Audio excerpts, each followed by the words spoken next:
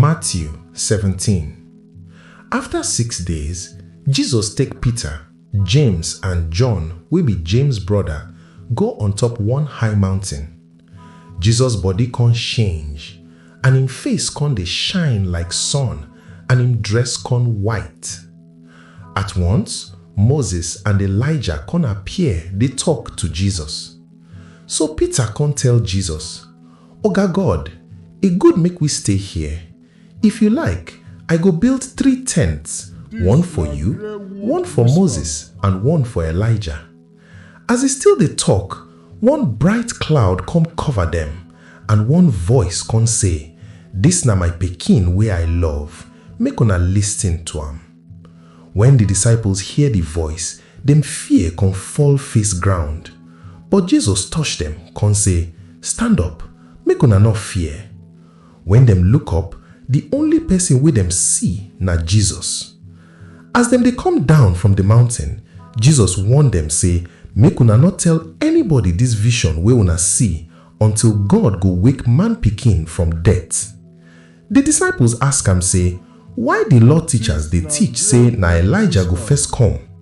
Jesus answer, "Na true say Elijah go first come and he go repair everything. And I tell una say that Elijah don't come, but people not know am.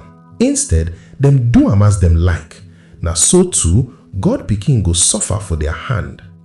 Then the disciples come know say he dey tell them about John the Baptist.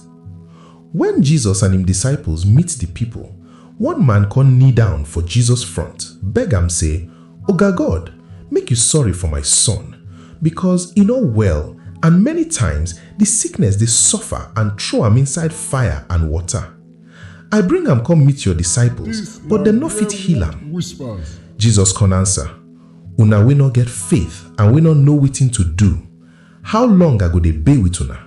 How long I go bear with una? Make una bring the boy come here." Then Jesus command the demon come out from the boy body, and at once the boy come well. When only the disciples dey bear with Jesus, them can ask him, "Why we not fit drive the demon come out from the boy body?" Jesus answer them, "Na because una faith too small, and I tell una true word, if una get faith wey small like mustard seed, una go tell this mountain, make you move from here go yonder, and e go move, and nothing go hard una to do." This kind demon no go gree come out from person body except now with fasting and prayer.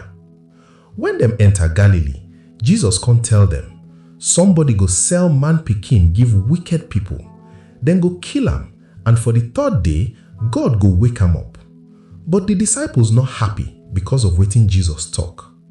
When Jesus and him disciples reach Capernaum, the people where they collect tax for the temple come meet Peter, ask am say, "Your oga dey pay temple tax?"